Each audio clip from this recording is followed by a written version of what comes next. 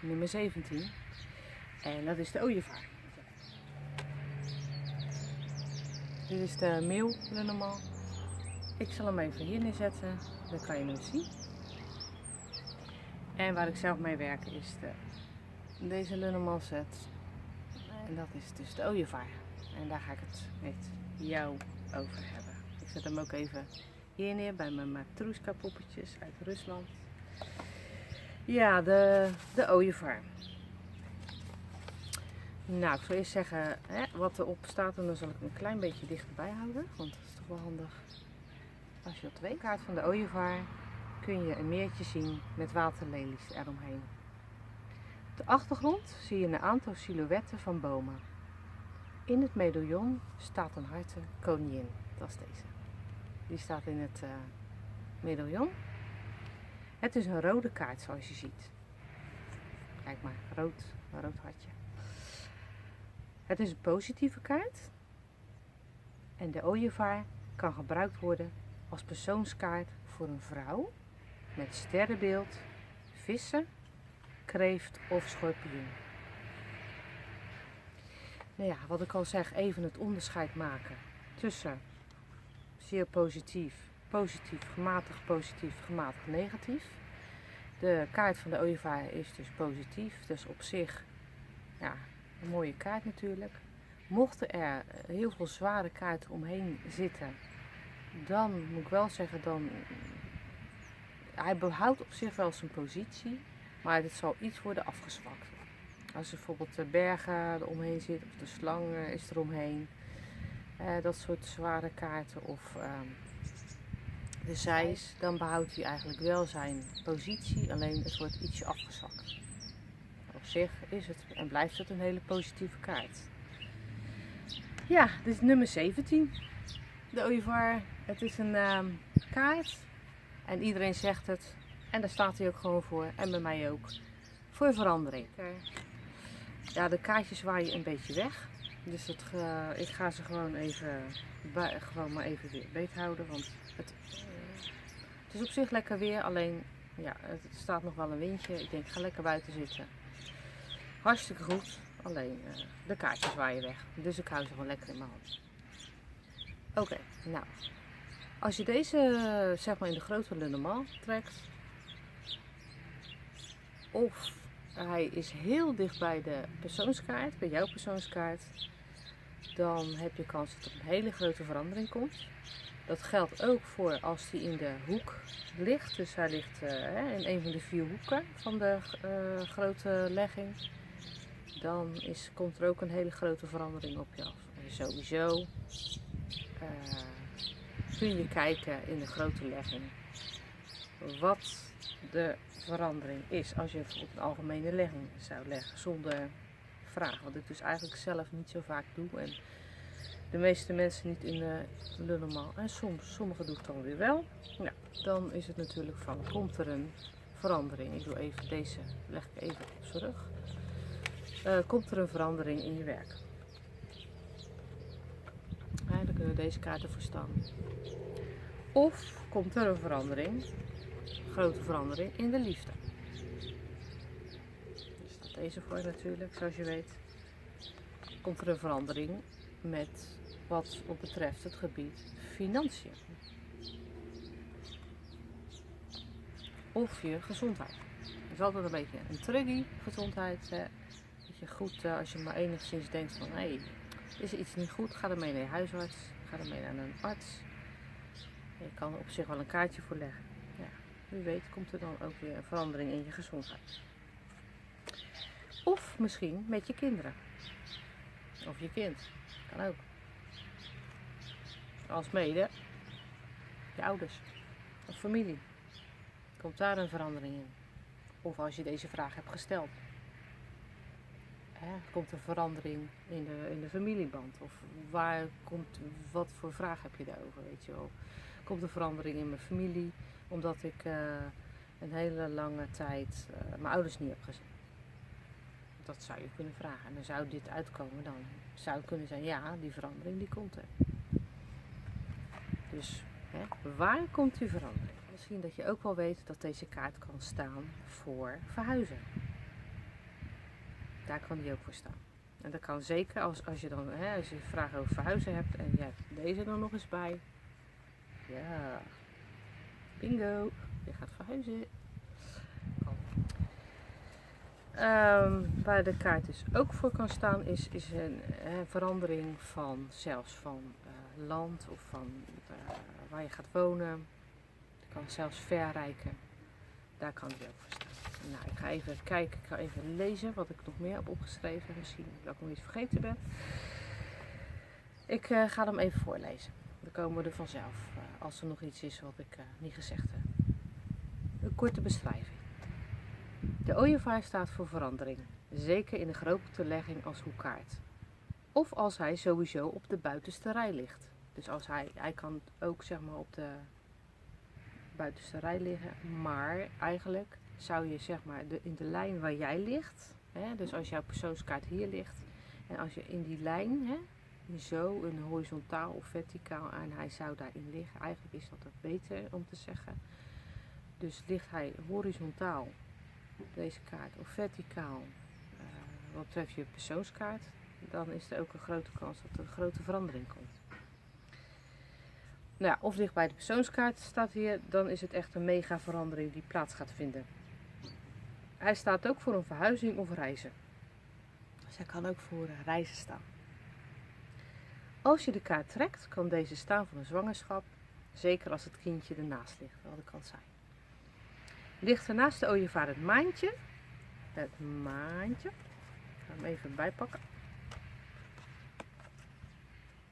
kan die duiden op een nieuwe baan. Kijk, dat is altijd, tenminste meestal leuk, een verandering, een nieuwe baan. De ooievaar in je dagelijks leven. Komt de ooievaar op je pad, dan komt er een verandering aan. Of krijg je meer financiën tot je beschikking. Op zich, ik moet wel zeggen dat ik hem zelf daar niet zo vaak vertrek. Dat is toch meestal nummertje 34. De vissen. Of nummer 3. Dan kan daar een verandering in zitten. Wat betreft financiën. Zit er misschien een reis aan te komen waar je heel graag naartoe wilt. Trek je deze andersom, dat kan natuurlijk ook. Tenminste, als je de kaarten andersom ook echt trekt. Als je dat doet. Als je dat niet doet, moet je kijken naar de kaarten die eromheen liggen. Maar trek je deze andersom, dan is er juist stagnatie. Kan ook weer te maken hebben met financiën, waar de stagnatie bij is. Of in de liefde, waar de stagnatie bij is. Of in je werk, waar de stagnatie bij is. In je werk. Vaak ligt die dan ook wel weer zo. Maar goed, in feite kan het, als deze al zo ligt, kan het al zo zijn. Of stagnatie in je gezondheid. Of er is iets met een kindje aan de hand, kan van alles zijn. Of met je familie. Dus kijk er even naar wat voor kaart ligt erbij. Persoonlijkheidskenmerken. Als je deze kaart trekt en je wil eigenlijk heel graag weten of de persoon en hoe de persoon is die je net hebt ontmoet. Het kan een vriendin zijn of het kan een partner zijn. Of ja, het kan eigenlijk alle kanten op. Of dat je denkt, nou, dat wil ik gewoon even weten. Of dat je er niet zo'n goed gevoel bij hebt. En je zou deze kaart trekken. Dan is het eigenlijk een heel zachtaardige persoon. Met een groot hart. Die veel voor een ander over heeft. Het is een heel zachtaardig persoon met een groot hart. Die veel voor een ander over heeft. Een dromerig type, dat kan wel. Die in haar eigen wereld leeft, in haar eigen bubbel. Kan ook zo'n HSP dan. Maar meestal moet ik zeggen, als ik highly sensitive person trek. Dus dat heb ik voor mezelf eigenlijk zo gedaan. Dan komt die uit op het kindje. Iemand die haar emoties de vrije loop laat. Dus dat, en je zou natuurlijk ook meerdere kaarten kunnen trekken. Als je deze trekt en deze trekt. Dus ook, staat meestal ook voor een zachtaardig iemand. Misschien een beetje naïef. Ook in de eigen bubbel leeft en zo. Dus daar zou je in principe eigenlijk 2 of 3 kaartjes ook natuurlijk voor kunnen trekken. Voor wat zijn de persoonlijkheidskenmerken. Nou, persoonskaart. Staat de ooievaar voor een persoon? Ja. staat voor een vrouw. Met sterrenbeeld, vissen, kreeft of schorpioen. Daar kan die voor staan. Wat voor werk past er bij je? Goed. Stel je voor, je weet het niet. Je weet helemaal niet wat voor werk je wil. Meestal weet je dat wel. Waar je hart naar uitgaat. Dat je echt denkt van... Dus echt een joepie gevoel. Niet dat je je niet laat belemmeren door... Oh, kan ik niet. Of oh, is het te duur. Of oh, wil ik niet. Nee. Je zet gewoon in het universum vast van... Ik wil die baan hebben. Dat lijkt me gewoon geweldig. Daar wil ik die opleiding voor doen. En dan kijk je hoe het jou via Aken of Rome wordt toegezonden. Nou, wat voor werk past bij je? Dan zou je werken bij een verhuisbedrijf. Dus op zich kan ik dat wel rijmen. Of in de luchtvaart. Want ja, vogels vliegen natuurlijk. Kan te maken hebben met de reiswereld. Toerisme, die kanten op. Of juist, en dat kan natuurlijk ook heel goed. Want de ooievaar wordt er heel vaak mee geassocieerd als kraamhulp. Logisch. In combinatie met de andere kaarten. Trek je deze kaart met de klaver, dan is het de wens om te gaan verhuizen. Trek je de ooievaar met het huis, dan is de kans dat je gaat verhuizen. Trek je de kaart met de vogels, ja, kunnen dus deze zijn. Als je de Expanded Lenormand hebt, dan zitten er 2 soorten vogels in. Maakt eigenlijk niet uit welke je dan trekt. Maar dan zullen de moeilijkheden zich snel oplossen. Trek je de kaart met de hond. De Expanded Lenormand zit deze hond. Dan gaat het om wisselende vriendschap. Het kan ook zijn dat je de kaart trekt met de sleutel. En dan is het advies om je aan te passen of een verandering aan te brengen. En dat was dus kaart nummer 17, de ooievaar. Maar ik ga nog even iets anders doen. En dat is, dat heb ik nog niet gezegd. En dat is wel leuk om mee af te sluiten. Namelijk het elfenspel. Oké, stel je voor. Je hebt deze kaart en getrokken met deze kaart. Dus er komt een, en hij ligt op de hoek. Zeg een grote legging, of hij ligt naast je persoonskaart, of hij ligt horizontaal of verticaal. Zo kan ook, maar hij kan ook schuin, diagonaal in je lijn liggen. Dan komt er wel een mega verandering naar je toe. En dat heeft te maken met je werk. Oké, nou dat is duidelijk natuurlijk. Maar wat leuk is, op wat voor manier heeft het te maken met je werk. Nou, als je dus al ingevoeld hebt en je bent hiermee bezig. En je trekt een kaartje van oké, er komt een mega verandering op mijn werk. Maar mag ik daar nog even iets specifieks over weten? En je voelt in. En je krijgt in dit geval de koning. De koning. Nou, wat zegt het? Verantwoordelijkheid in je werk. Dus je gaat veel verantwoordelijkheid komen in je werk. Maar ook nederigheid. Dus verantwoordelijkheid, maar stel je in ieder geval nederig op. En bewaar het overzicht.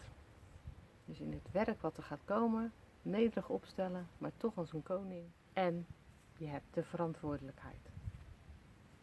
Nou, en dan staat er eigenlijk: ik volg nederig het goddelijke om vanuit waarheid dienstbaar te zijn. En dat is wat belangrijk gaat worden in jouw werk. Nou, dat geldt eigenlijk voor alle kaartjes, alle decks die je hebt. Die kan je erbij gaan doen. Spirituele kaartjes kan ook. Maar ook dit soort kaarten. Zelfs tarotkaarten kunnen erbij. Om een extra aanvulling te krijgen op wat je hebt getrokken. Dat is altijd leuk. Dit was kaart nummer 17, de ooievaar. En waar we het de volgende keer over gaan hebben is de hond. Kaart nummer 18, de hond. Een trouwe vriend. Kracht staat hier ook voor. Een trouwe werknemer kan hiervoor staan. Ook trouw als persoonskaart. Trouwe vriend, weet je wel. Iemand waar je op kan bouwen. en natuurlijk nog veel en veel meer. Zeg maar, als dat je denkt, oké, wat voor werk past bij mij? Nou, dan kan je denken aan dat je kan werken in een dierenkennel. Dat soort dingen. Dus, nou, de volgende keer, ik weet natuurlijk niet precies wanneer die weer komt, want het is altijd nog even een uitzoekerij. Anders dan al die andere leggingen. Maar hij komt zeker, komt hij eraan. En, dus ik zou zeggen, weer tot de volgende keer.